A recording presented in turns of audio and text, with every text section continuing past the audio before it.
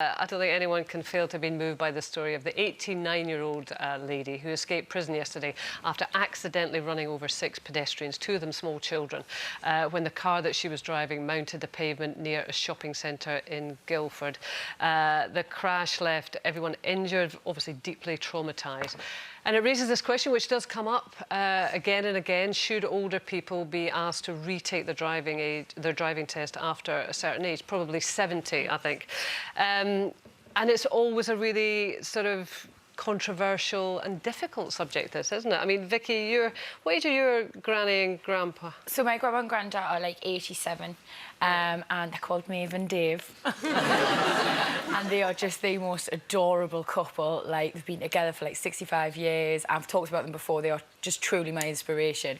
But my grandma never learned how to drive. She had quite a few driving tests, and in the end, the instructor just sort of said, Maeve, there's some people who aren't meant to drive. You know what I mean? So my granddad was always the only driver, and that suited them fine. But in later life, when sort of certain things started failing and trips to the doctors became more regular, my grandma became scared to take my granddad to the doctors because she was so petrified that the doctor would take away his driving licence. Do you know what I mean? He would say, like, oh, you shouldn't drive anymore. And that was their last little cling to independence. Yeah. And it was horrible that my grandma had to feel that fear. Did he have dementia or anything? Yeah, it was like the onset of things like that. But I think in that situation, I don't necessarily believe it should be left to the GP. I think our family anyway, we definitely had to step up, and me auntie and me mum, they sort of said, right, I don't necessarily think you should be driving anymore, David, and they help more often, they give them lifts. I think one of the problems with it now is it's not really up to anybody. No. You know, it's not up to the GP, it's not up to the optician, it's not up to the family, and you don't need to take a driving test. I think over the age of 70, you have to renew your driving licence every 3 years, but there's no obligation to take any test or whatever.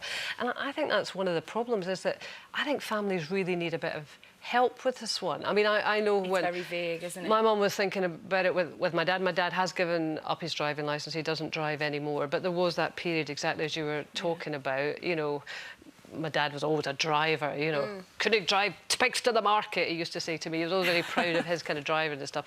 And, you know, so she was looking for a bit of help, for someone to say, look, it's maybe time we considered this. But GPs don't want to have that difficult conversation. Nobody wants to be the bad guy, do they? Yeah, in a way, the GPs probably don't know. The family know them more. I mean, it's like your mum knew, and you probably knew as well. And it is hard because it's, as you said, it's their last little bit of independence. But would you sue if they say no?